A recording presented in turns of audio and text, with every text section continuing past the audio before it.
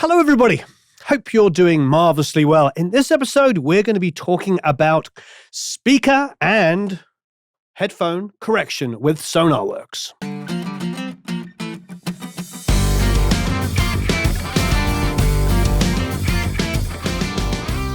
So thanks ever so much for watching. As ever, please hit the like button, subscribe, and of course, leave, most importantly, a bunch of comments and questions below. Love getting into discussions. I try my darndest to answer as many, if not all, the comments. So please leave some comments and questions below. If you're already a Sonarworks user and you understand room correction and speaker correction, then please do. Because, of course, it is a little bit more than speaker correction. It is correcting the speakers in the room. The great thing about moving that microphone around, which Eric just did with the focal. So as you can see here, Eric is moving around in various different positions. So it's taking an average of all of those potential areas that you would sit. I do like this because it also is reading how the room interprets it. Because the last thing you want to be doing is moving your head an inch or two around and getting a completely different sound. I hope you're enjoying watching Eric moving at, 10 times the speed he normally does. It's incredible. I wish he would do this all the time, Eric. Oh, ouch. Anyway, back to this. Of course, the other thing about Sonarworks is you can use it with your headphones. And we do this a lot. When I'm doing live streams, I do turn it off because, of course, you'll be listening through your own speakers, not listening through my headphones. Another thing to note as well, of course, is you need to have headphones and speakers that do actually have low-end response. You can boost it up and make it pretty darn flat down to as low as the headphones or the speakers will go. But ultimately, you can't perform a miracle. If you've got a 4-inch speaker, it's not going to reproduce 20 to 40 hertz particularly well. In fact, it's not going to reproduce 20 to 40 hertz at all. That would be a complete miracle. It would defy the laws of physics. However, the reality is that you can get the speakers to sound really flat as low as they go. So the better the quality of the speaker, the better the quality of the headphones, the more likely you are to get something really remarkably good. I do like the Blues. They have an extended low end, and I find them very easy to mix on because of that. So I've switched over here to headphones, and now what I'm going to do is I'm going to select the headphones I'm using. So here we are. We've got the Blue MoFi. This is off, so this is without using the power amp built in, which is what I'm going to select. So I'm going to open that up. Here is the response of the headphones. As you can see, as I said, a schnizzle ton of low end, which I actually enjoy mixing on because I'm usually mixing through speakers and checking on my headphones, and I know how my low end is going to feel because it's exaggerated. But there is a dip in the high mids here. So you've got 2, 3, 4, approaching 5K. There's actually a dip, which makes it quite easy to listen to them for long periods of time because, of course, that's where your ears are most sensitive. But now what I'm going to do, I'm going to come down here and I'm going to turn them on. And this, as you can see, is a mirror image. It is a reflection of it. So it's dipping all of the EQ. It's quite beautiful to see. You've got the correction in green all the way here. You've got the before in blue, and then you've got the simulated after, which is right down the middle. So we're going to give this a listen. Unless you have the same headphones as me, you're not going to hear that flattening out in exactly the same way. But regardless, you're going to hear how much the EQ is doing to this. So let's have a listen to the Owl song. And I'm going to disable. So this is it flat.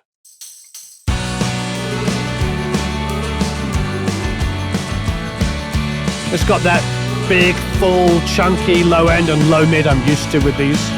Now I'll turn this on. Huge difference. Now there is a bass boost and a tilt here, so I can turn that on. And the great thing about that is I can maybe introduce a little bit more of the low end that's been lost, which is a nice feature because I do like the exaggerated low end of these headphones because that's why I use them. I want to really hear what's going down in the low end. So let's turn it on. I've got a dB boost here, which you can see and hear. 2 dB. That's really nice. Now I really hear the definition of the kick and the bass guitar. There's the safe headphone feature. which basically stops you from blowing your head off. It's just a smart idea. It takes it away from clipping. A nice feature here, putting it into mono so you can check phase.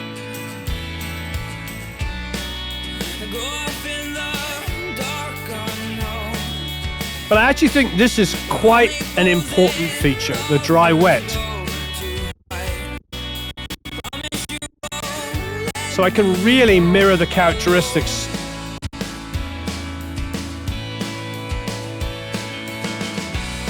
I'll stop this for a second. Now, if you look at the purple, this is like, you can see what it's doing. It's bringing it back to where the headphones characteristically sound. It's splitting the difference a bit. And to be honest, I think I like that.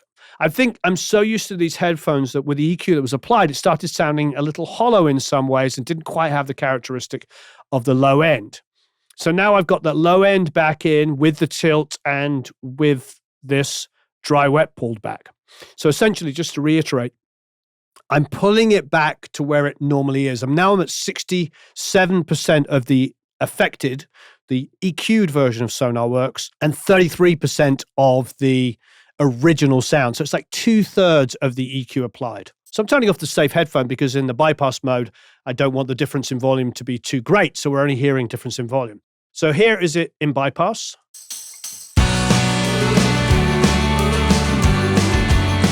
And here is with all of our settings enabled.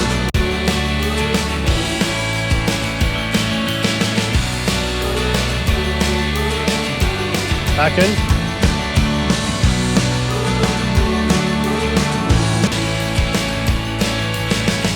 Now, depending on how you're listening, what you're listening on, you should be able to hear quite a big difference there.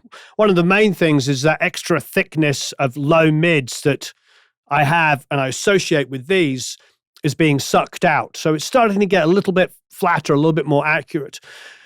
And the high mids are coming back in, and they're coming back in so I won't be just boosting all of the energy on the guitars and all the energy in the vocals, because that would just be so shrill. And I won't be cutting tons of low mids and thinning out my mix. It's getting headphones and keeping the characteristic of the headphones that I like, but finding a place that isn't forcing me to overdo EQ. Because as you've noticed from a lot of the videos we've done, that's a reoccurring theme, is not overdoing everything all the time. Just trying to remember, how you recorded it or stuff you've been given, and just try to find problems that bother you rather than just fishing for problems the whole time. So I like this. To be honest, I think this is probably the most usable way of using these headphones for general mixing for me now.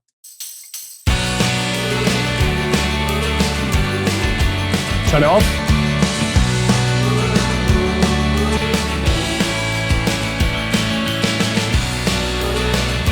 Turn the bass boost off. Back on. Even when I'm holding late and all my mind has slipped away from me. Enjoyed that. So I've got a 1 dB boost on the low end there. I've got 2/3 of the effect on and 1/3 of the original EQ. So pretty tasty. It makes these headphones now something that frankly is not quite exactly flat, because that's not what I want, but it makes them a lot more usable and stops me from overdoing EQ moves. And I think that is something that's going to be really, really useful for you. Now, if we go to speakers, whole different world. I have 3 sets of monitors here. I have the Focal Trio 11s, which are absolutely phenomenal, and they just have everything I need. Then I've got the Genelec 1032s, which I have been using 90% of my adult life. I've been mixing through these, so I know them back to front. I know how mixers sound on them. And then the Kali LP6s, which, as far as I'm concerned, and I think is quite universal, probably the best sounding inexpensive monitors. They're $299 a pair, and they just sound phenomenal. And they're powered and they're ready to go. Just plug them in. And that's the reason why they dominate in their class. So we have 3 very distinctly different sounding monitors. So if I go over here, I've got the Focal Trio 11s set up here. I've gone to speakers. And I got Genelec 1032s and the LP6s ready to go. So here is the before. And as you can see on the Trio 11s, and this is the room measurement as well. Remember, this is the left and the right room measurement. The differences between the left and the right here are to do with reflective surfaces. Here we have a screen here. We don't have one there. We've got a rack there, slightly different angles. There's all kinds of little things that might change the way the speakers are. So the left and the right are actually treated slightly differently. So this is all the before. Now, if I turn it on, you can see what's going on. Let's go to our drop-down menu here. We can do, here's our simulated after. As you can see, this is what it's aiming to give us after the EQ is applied. If I go to our before only, we can go back and see once again what it's doing. It's boosting a lot. It's going to be boosting high mids and high end. It's going to be reintroducing some mid-range in about the 7 to 1K area. 1K is good and pretty flat, but about the 700 is pulling some of that. And it's pulling out low mids here, pulling out low end in around here, and boosting some low lows. This typical thing here, you're going to find in lots of speakers because there's a console here and it gives you a reflected increased bump. It's very, very typical. Our friend Mark Ender, who mixes on NS10s, found that when he was mixing without a console, when he went completely into the box, he actually found he couldn't get the mixes to translate the way he wanted because he was used to compensating for that bump on a pair of NS10s he's been mixing on for 30 years. So he actually built a console shape and had the speakers on there. So that same reflection is enhanced. So this, which is, for people that have never used consoles, might seem like a strange bump. But for those of us that have grown up using consoles, we're so used to this, we mix around it without even blinking. But you'll probably find if you've got like a little desk, you might not get that. But if you do have a big desk, you'll probably get it because you get that same reflection. Okay, so let's do the correction. So this is just the correction on its own. And you can see, as before, it's mirroring. It is a reflection of it. So here's the before and there's the after. And it's like literally like looking into a swimming pool. That is a reflection of it. So I'm going to go through each one. So playing the song again, here is the owl song.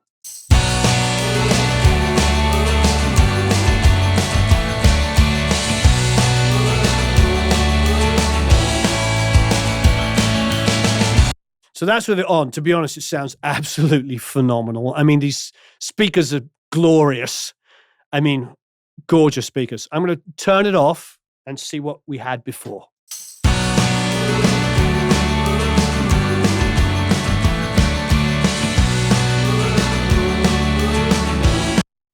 Again, there's some weird kind of low mids build up here, which seems to be quite characteristic. The 100 hertz I'm used to, and I know how to combat that, but there's always that low mid area there, which is just ugly. Bring it back on. And that's one of my main things I'm hearing. Even though there is a dip down here in the high mids to the high end, it's actually fairly even, if that sounds crazy. It's not like there's just one thing pulled out. The things I most dramatically hear are big cuts and big dips that are close to each other because they create a sort of a hollowness. When you've got some high end, which is like universally kind of dipping like that, it doesn't bother me as much as this and this. Like this mid-range cut here and this low mid build-up here is pretty ugly. So put it back on.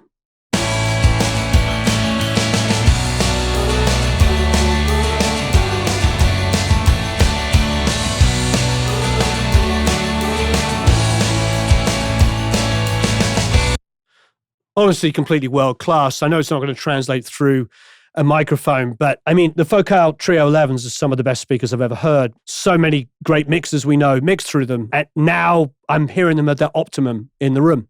It's absolutely phenomenal. So if I brought a client in here to play back some music, I would turn this on, I'd sit in between the speakers and play some mixes back, and they would just be blown away. Just really incredible stuff. Okay, so now if I go to my Genelec 1032s, I'm going to select them. And for those of you asking, that's the Switch Witch that I have over there. It's made by Proco, and I bought it from Sweetwater. I'm sure we can put a link for you.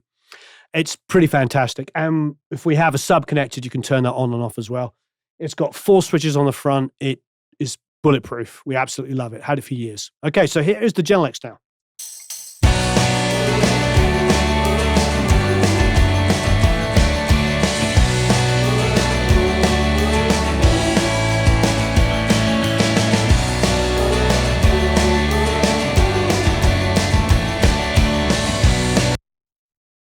Now, what's interesting about the Genelecs, as you can see on this graph here, is they're pretty darn accurate in those high mids.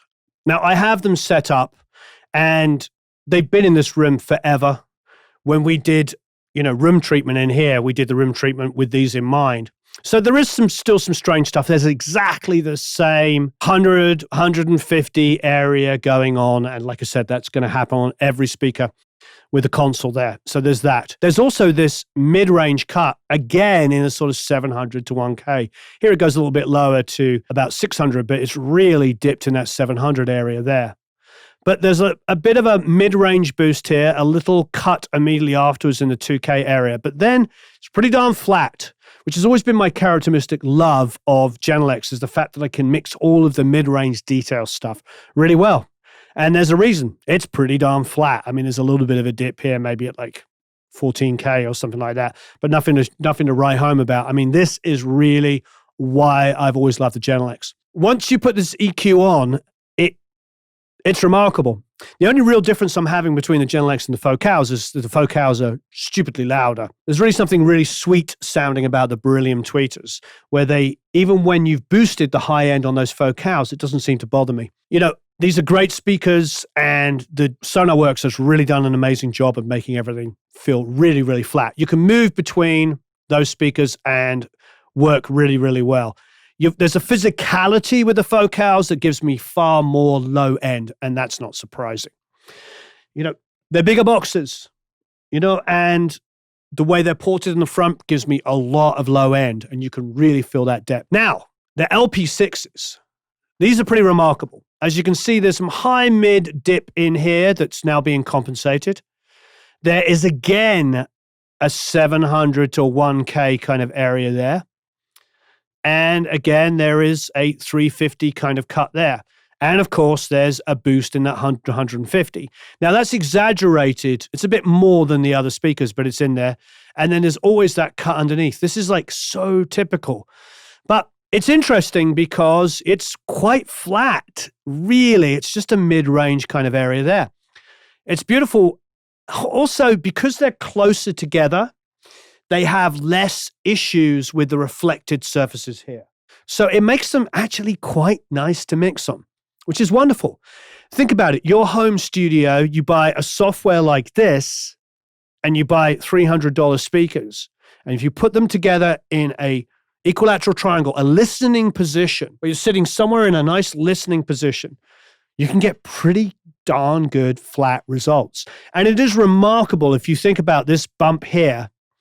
You've got 90, 80, 70, 60, 50. These little speakers are reproducing 50 and 60 hertz. These little speakers are doing it. So we're actually just going to fill in a gap here in this 90, 80 kind of area here to compensate, which is where, a lot of the bass guitar low end would be living. $300 speakers reproducing the low end of a kick is pretty tasty. I've always found these speakers remarkably good. So we're going to select the Calis on the switch. And we've got this bypassed, and we're going to have a listen.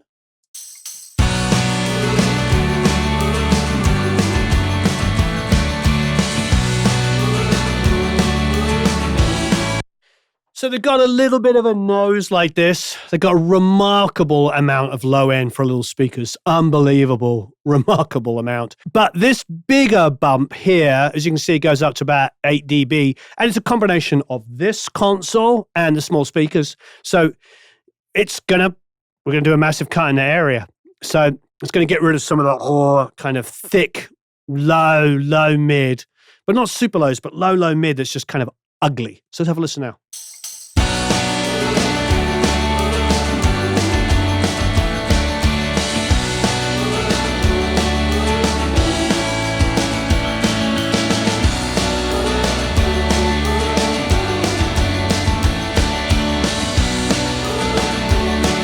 It's remarkable. You can mix bass guitars, you can mix kick drums, all the things that we're concerned about. I mean, you're talking, 808 maybe's in this sort of territory here. I think the reason why these little speakers sell so well is because of this. With this kind of technology and little speakers like that, it's remarkable what you can do. So it really goes to show inexpensive equipment with the right kind of software can really change things. Now, obviously, you need to have some kind of treatment in your room. This is going to perform minor miracles, and it's going to allow you to use $300 speakers or $10,000 speakers or whatever and get incredible results. You can see how the room affects stuff. But if you've got a room that's incredibly reverberant with tons of ambience issues and huge low-end like bumps, not just from like small speakers on a console, but I've been in rooms where it's quite insane. There's like 9 dB of 20 hertz going on, and it's just this big low rumble. When you've got situations like that, plus more importantly, I think, and more regularly for what you're dealing with, like reflections. So you're sitting somewhere and it's this high end going crazy. The software is going to help you no end, but you're still going to have to put up some panels or deaden it down. So it's a lifesaver, and it will take even the cheapest speakers and give you a much better environment. It's incredible with headphones. If we go back to headphones for a second and look at everything they've supplied, I mean, they've really, really covered the bases here. So you're more than likely going to find the headphones that you own in there, meaning you're going to have a lot better listening experience. Mixers are going to translate a lot better. If you're like me and you love the characteristics of your headphones, but you want to find a place where you can trust it a bit more, then of course you can use that dry wet knob and bring it back. I think for the speakers, I was happy to let it do, those kind of drastic results. So this is a very, very popular software with our Academy members. There's about 2,500 of them, and I don't want to say how many have it, but it's a large amount. If you're an Academy member, by the way, please leave your experiences down below. People really love it because not everybody's in ideal listening situations. The reality is I've been to many quote unquote famous recording studios and had a hard time getting it to translate until I'd been in the room a while. I'd bring in my reference mixes, I'd listen to stuff that I love, and it still didn't really translate because the room had issues. And now one wonders, if you take a software like this and apply it, how much could really be done. The reality is like there's very, very expensive softwares on the market that do this. And there's hardware systems, and there's all kinds of really, really super clever things. But for most people in home studio environments, this is absolutely incredible and is a lifesaver. And they are doing a massive discount, of course, because it's going to be Black Friday this Friday. So if you want to get this super, super cheap, there is a link down below. Also, if you want to buy it for the speakers and get the microphone and everything, not only will they do a massive discount, they're also doing free shipping, which is really cool. So you can just go online and buy it, and you don't have to pay to have it shipped. Honestly, I think it's a lifesaver. I think it's a really, really nice software. I think they know what they're doing. My friend Barry Rudolph has been using it for ages, and he teaches room acoustics. He teaches room acoustics, and he uses the software as well. And he's been telling me about it for years. And we use it. We recommend it. I think it's a great, inexpensive, relatively inexpensive way of solving very, very expensive problems. So highly recommend it. Thank you ever so much for watching. Don't forget to go and click the link below if you want to try it out. Try it out on a free trial. Try it out on a free trial with your headphones and see if it helps your mixes translate. And if it helps your mixes translate, then you can buy it. Can't really get much better than that. Try out through the free trial down below. Have a marvelous time recording and mixing. See you all again very soon. And if you have been using it and you have experiences, please share them below. I love all that stuff. So long, farewell, adios, auf Wiedersehen, au revoir. See you all again very soon. Goodbye.